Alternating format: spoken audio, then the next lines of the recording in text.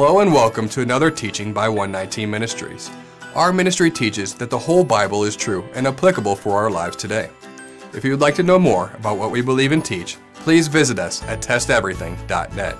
We hope that you enjoy studying and testing the following teaching.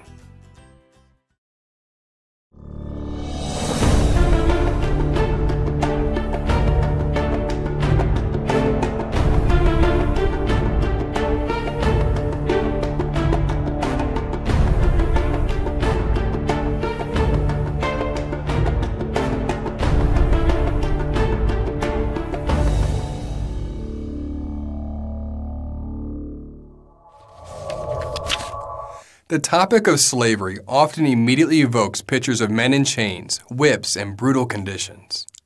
Our minds often take us to stories of the slave trade in the United States or movies highlighting their own depictions of biblical slavery. In this type of slavery, people are often taken captive and forced into slavery.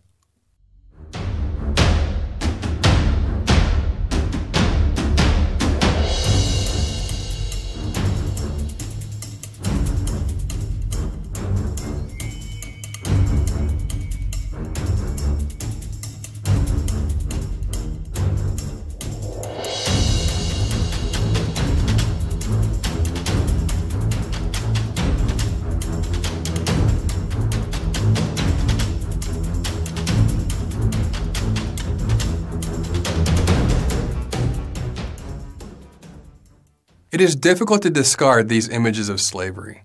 It is a bias we must face in the effort to understand true biblical slavery. Did you know that a form of the true biblical description of slavery still exists in the United States? Consider the United States military. People go into the military for different reasons. For some, it is considered a patriotic duty. For others, it is a family tradition. For many, it is an opportunity to better themselves in developing skills for the future and providing for their family. When a person enters the U.S. military, they enter into a contract with the U.S. government for a certain period of years. The government affords the new military recruit certain rights and also provides for food, shelter, clothing, money, etc. The new recruit acknowledges that the government now owns his or her labor and time in return for the length of the contract. So basically, the new recruit often enters this contract to seek better opportunities in life, learn skills, and ensure personal and familial financial security. Did you know that, with some exception, this is rather similar to how the biblical form of Hebrew slavery operates? The whole idea of biblical slavery is to help a person who is in a bad place use the opportunities found in biblical slavery to improve their situation. For those of us with preconceived notions about biblical slavery, that may seem hard to believe. But stick with us as we elaborate further. Atheists in particular often leverage our biased understanding of brutal forms of slavery in order to solicit an emotive response that paints the Bible in a negative light. This is not necessarily done on purpose. Atheists have a different agenda. They seek to show that the Bible is immoral, and they will find ways to attempt to justify their position. They are not really interested in what the Bible really teaches about biblical slavery. But biblical slavery certainly appears on the surface to support their atheist agenda.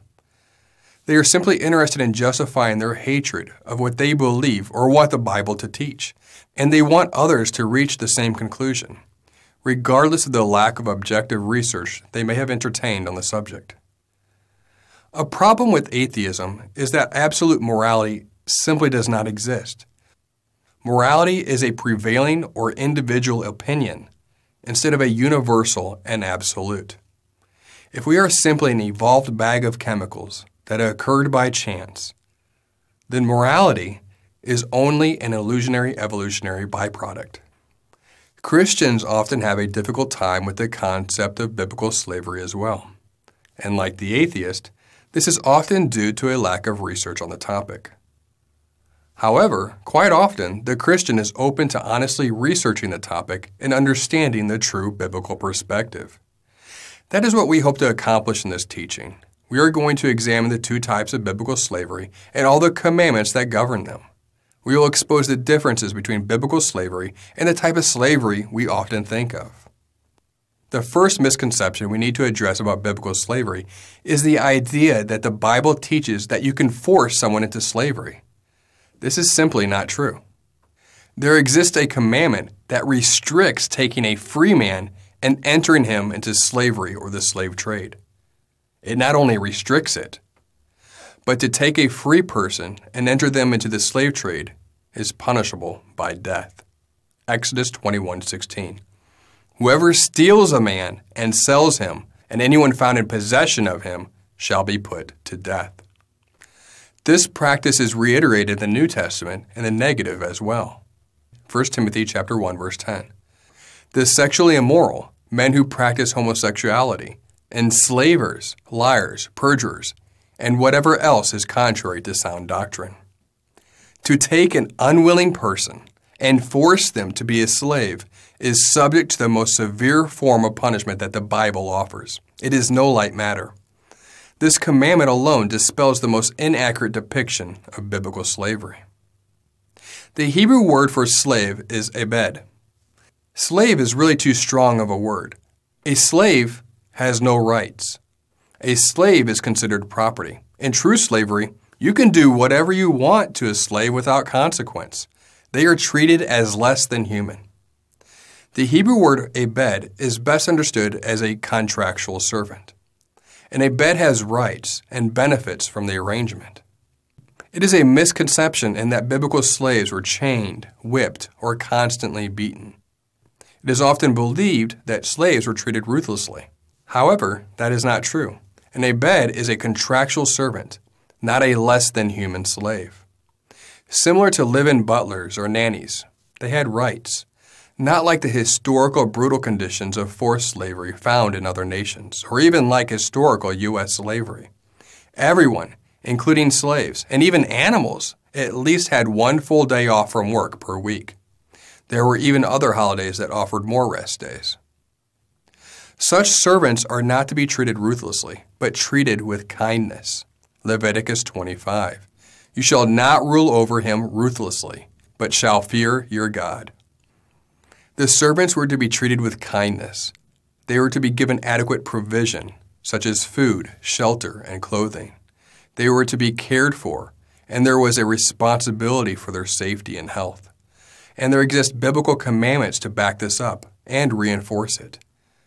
The extreme kindness to servants that is commanded in the Bible was often prefaced by a reminder that the Hebrews were also once actual slaves at the hands of the Egyptians.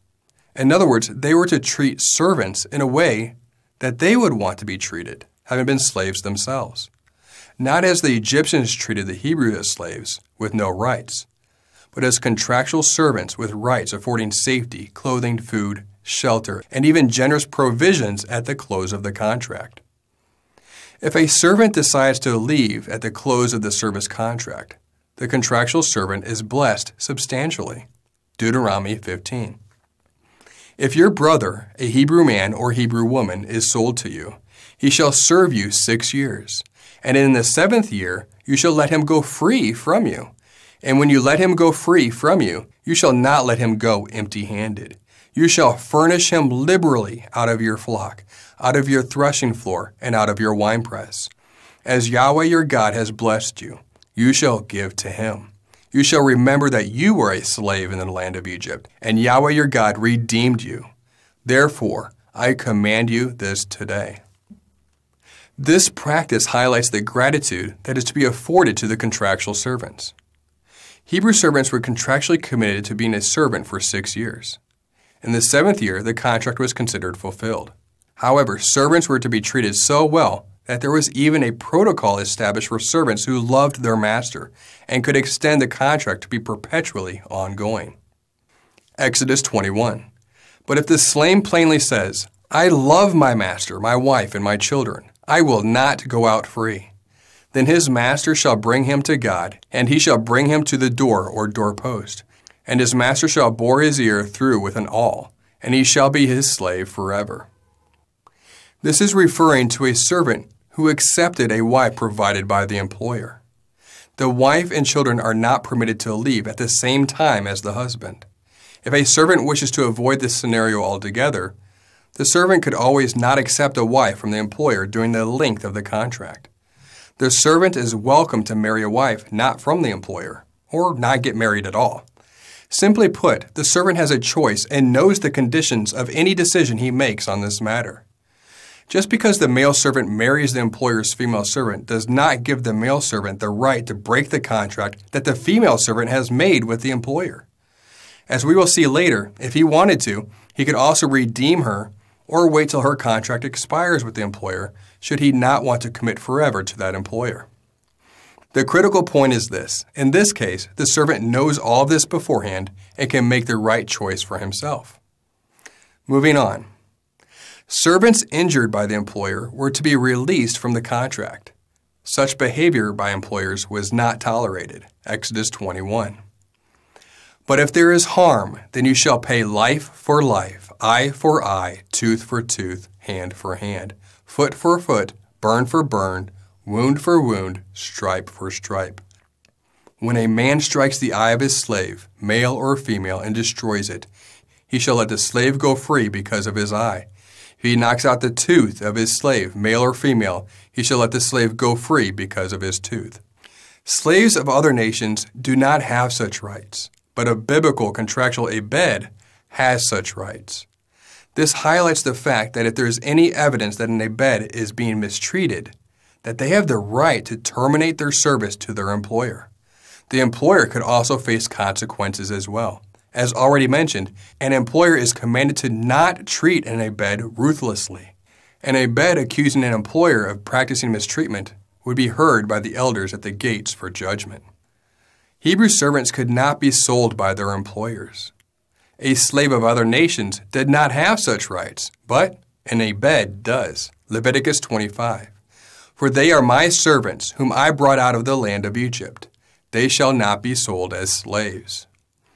We are to love the stranger, because we were once slaves. Leviticus 19. You shall treat the stranger who sojourns with you as the native among you, and you shall love him as yourself, for you were strangers in the land of Egypt. I am Yahweh your God. So how does one become a slave? If no one can force you as a free person to become a slave, it must mean that you become a slave because you chose to become a slave, or you are already a slave. If you are a Hebrew, meaning a person of biblical faith, you have the opportunity to sell your labor and become a servant. You might do this because you have become poor, and all you have left as an asset is your labor itself. In this case, you may choose to support your family by coming under another family to exchange your labor for food, shelter, clothing, etc., for a contractual period of time.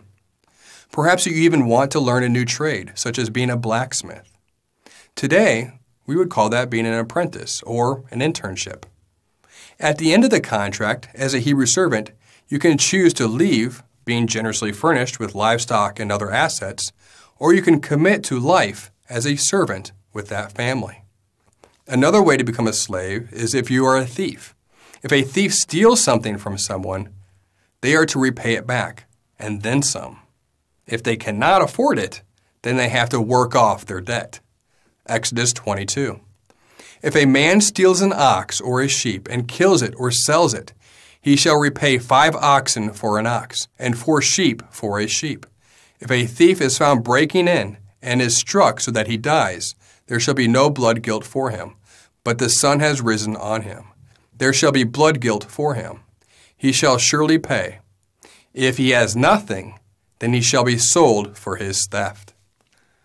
Instead of simply sending someone to jail, where society is further burdened from the costs, the thief has to repay society back, and then some.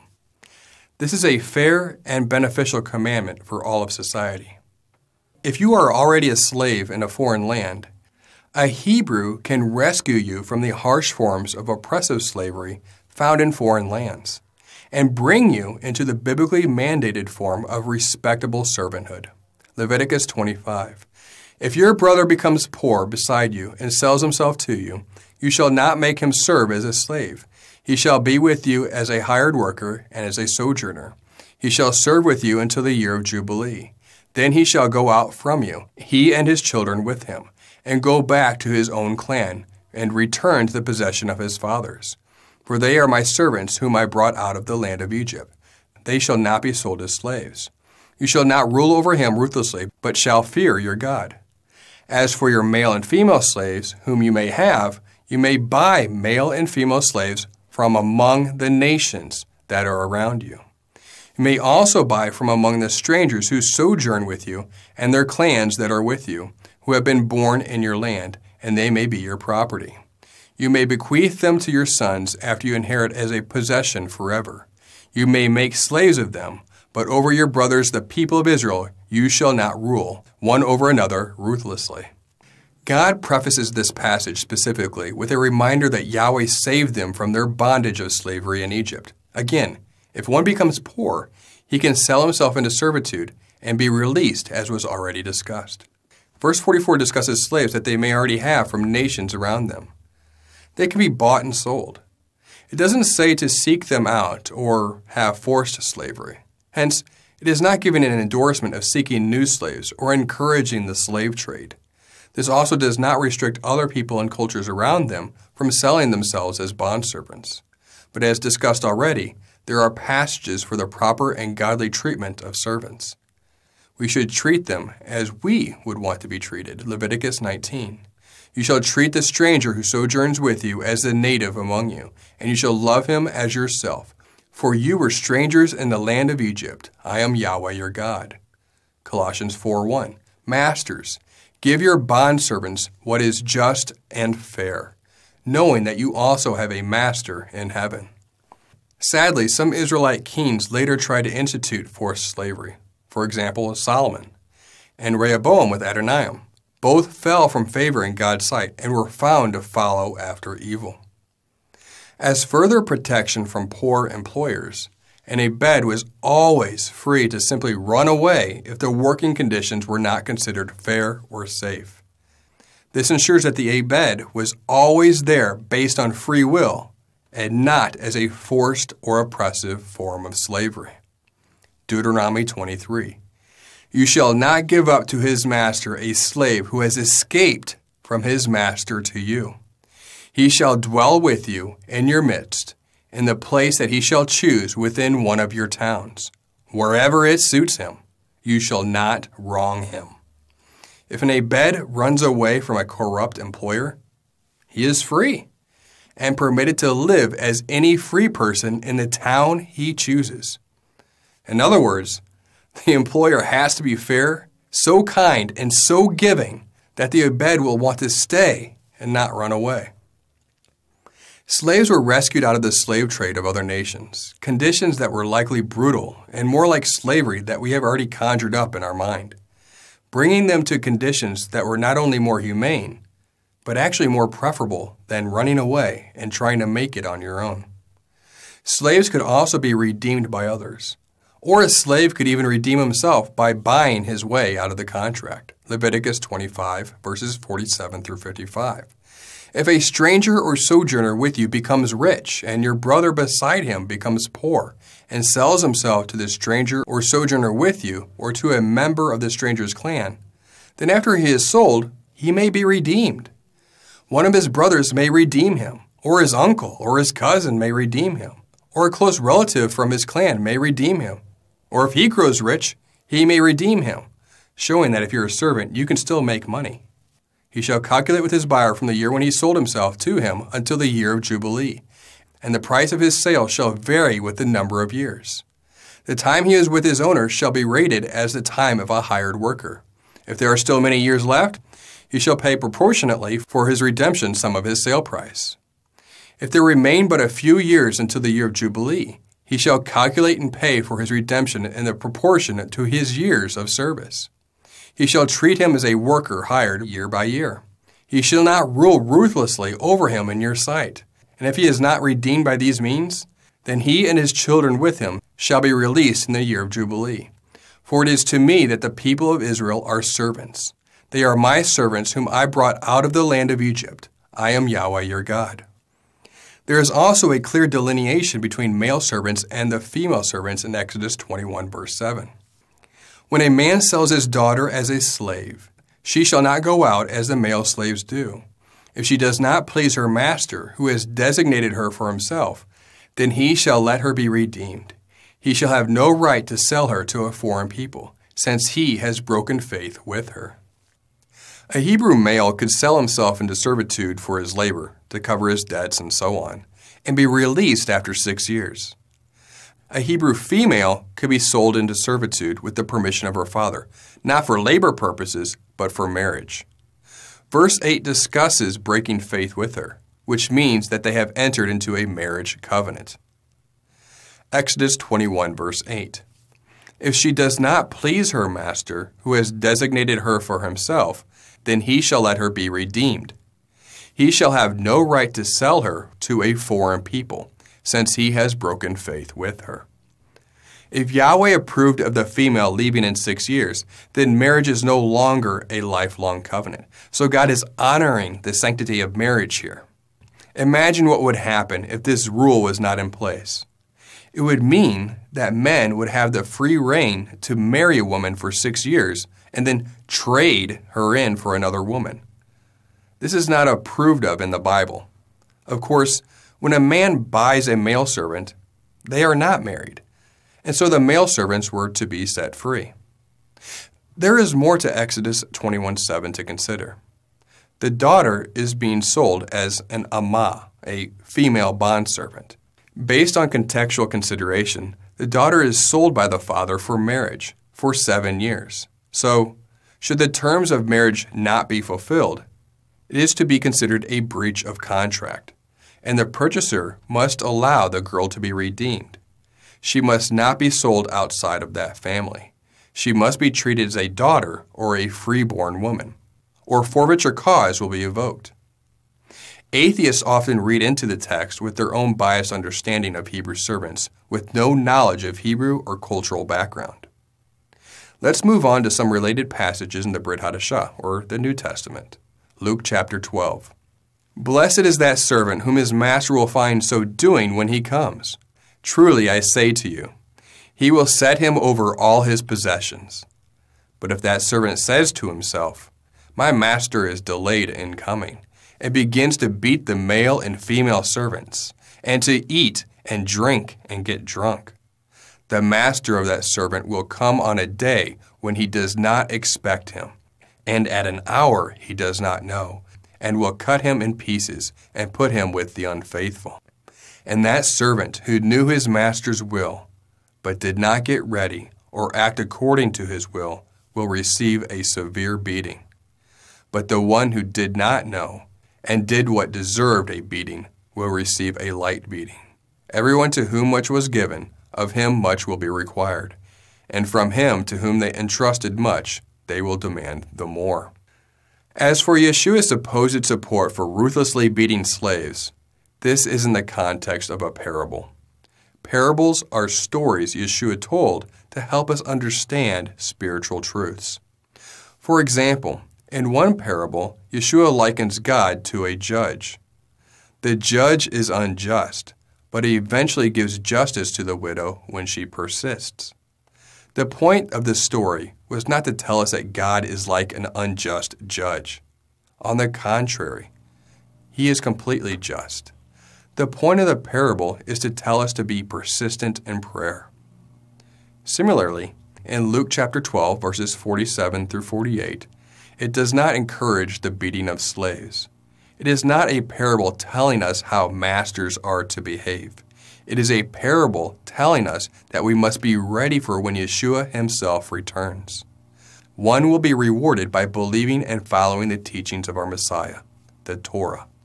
For those that discard the word of God, which is the will of God, punishment, of course, follows. Ephesians chapter 6, verses 5 through 9. Bondservants, obey your earthly masters with fear and trembling, with a sincere heart, as you would Christ, not by the way of eye service, as people pleasers, but as bondservants of Christ, doing the will of God from the heart, rendering service with a good will as to the Lord and not to man, knowing that whatever good anyone does, this he will receive back from the Lord, whether he is a bondservant or is free. Masters, do the same to them, and stop your threatening, knowing that He who is both their master and yours is in heaven, and that there is no partiality with Him. The Bible teaches that we are to be just and fair to servants. Colossians chapter 4, verse 1.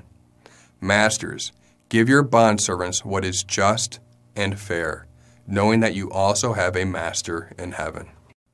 Difficult verses. Exodus 21, verses 20 through 21.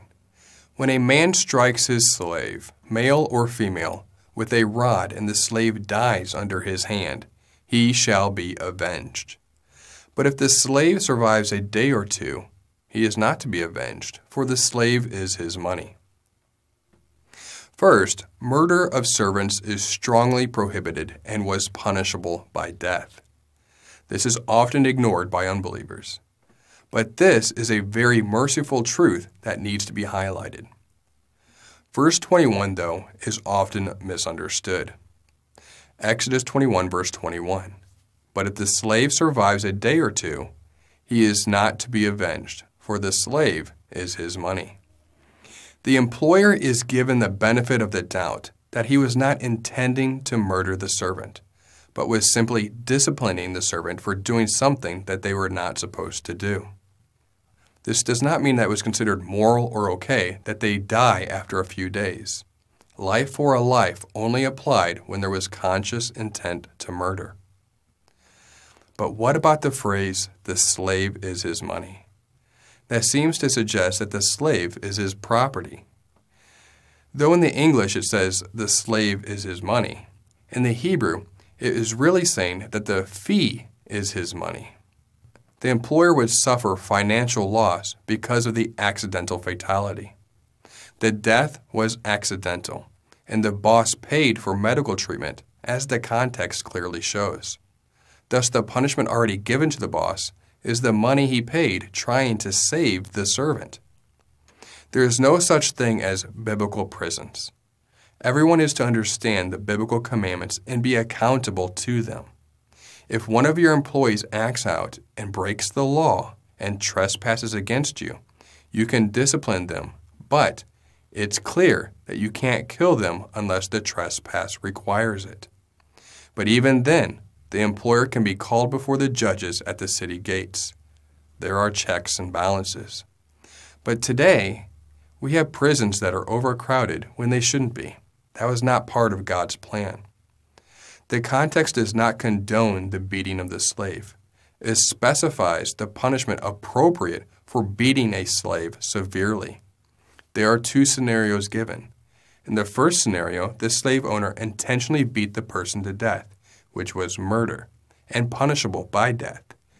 In the second scenario, the owner is overzealous and unintentionally causes the slave's death, and the punishment for that is financial loss, for the fee is his money.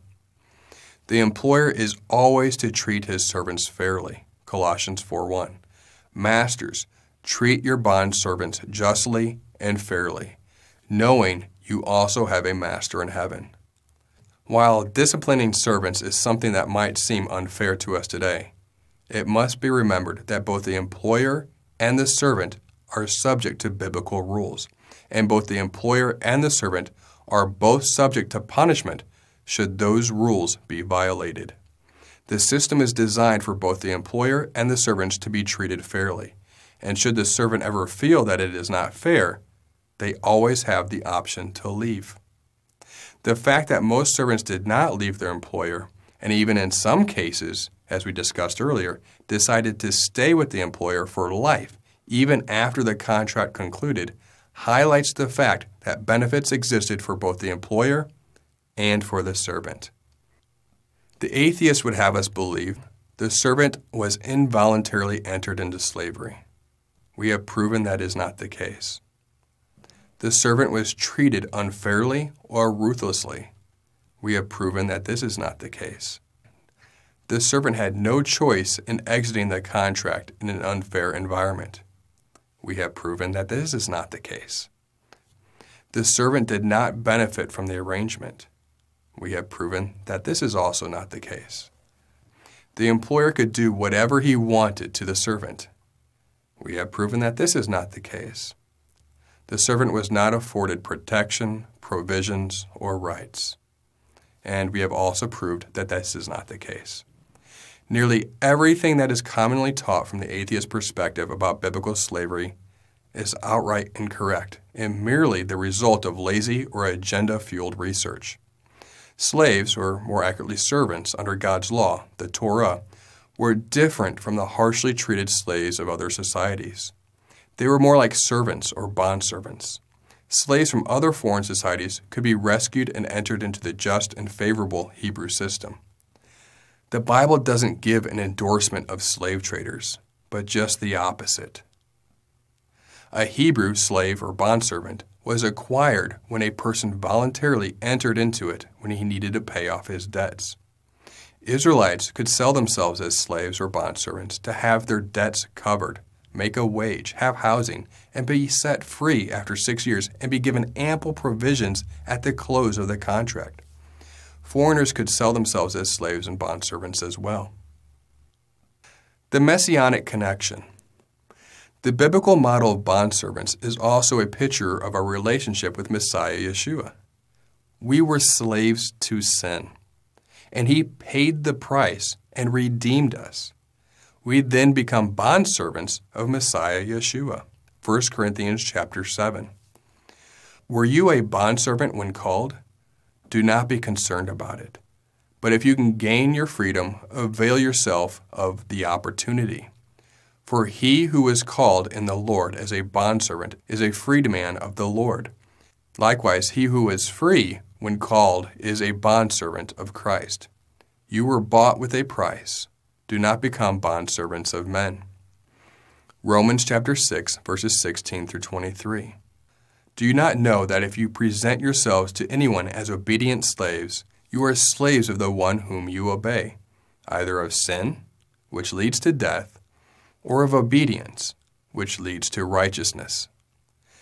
But thanks be to God that you, who were once slaves of sin, have become obedient from the heart to the standard of teaching to which you were committed, and, having been set free from sin, having become slaves of righteousness. I am speaking in human terms because of your natural limitations. For just as you once presented your members as slaves to impurity and lawlessness, leading to more lawlessness, so now present your members as slaves to righteousness, leading to sanctification. For when you were slaves of sin, you were free in regard to righteousness. But what fruit were you getting at that time from the things of which you are now ashamed? For the end of those things is death. But now you have been set free from sin and have become slaves of God. The fruit you get leads to sanctification and its end, eternal life. For the wages of sin is death, but the free gift of God is eternal life in Messiah Yeshua our Lord. Just as the Hebrew bondservant had a choice at the end of 6 years to commit forever as a servant, likewise, so do we at the end of 6,000 years. We are resurrected, committed to service to Yahweh's glory for all of eternity. For more on the concept of 6,000-year prophecies, we would recommend the following teachings. The fourth and seventh day, there's 2 parts to that. Hebrews 4, in his rest now or later. And lastly, the creation prophecy. There is one more biblical way that a foreigner can become a slave. Israel had many enemies. If an enemy resided outside of Israel and was enough of a threat to merit war, Israel was commanded to offer a peace treaty first.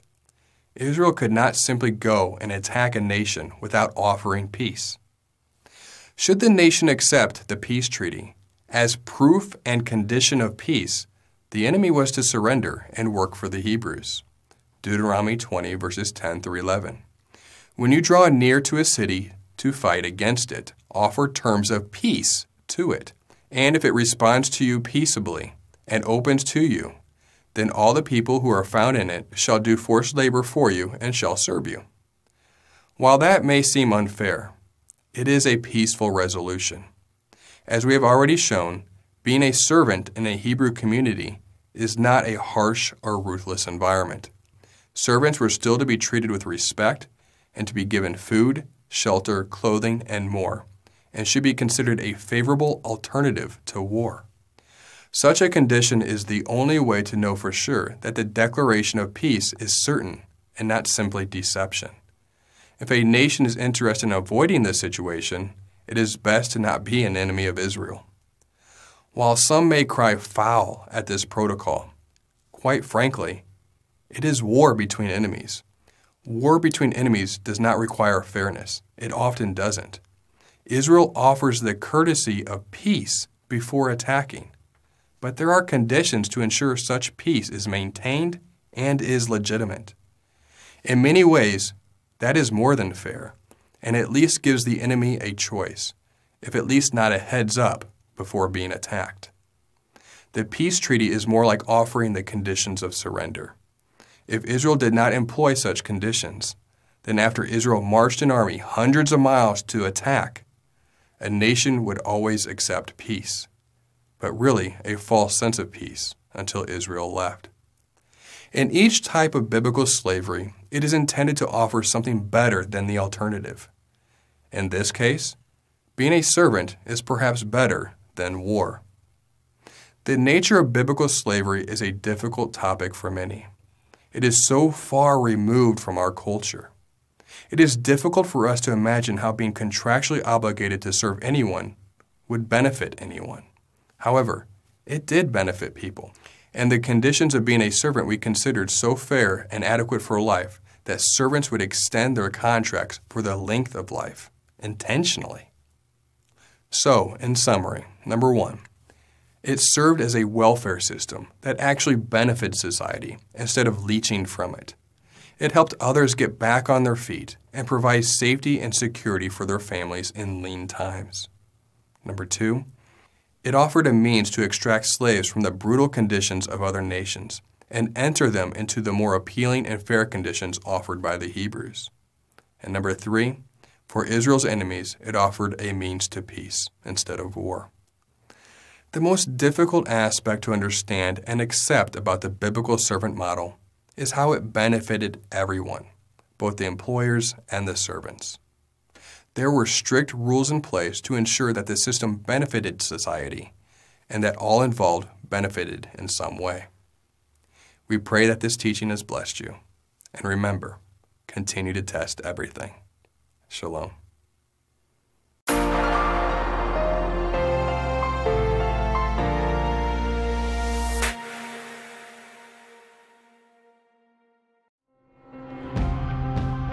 It is because of you, our generous supporters, who make it possible to offer these high-quality teachings completely free of charge. If you feel led to support 119 Ministries so that we can continue this effort, please visit testeverything.net and click on the Support 119 tab. Learn how you can partner with us to take the whole Word of God to the nations.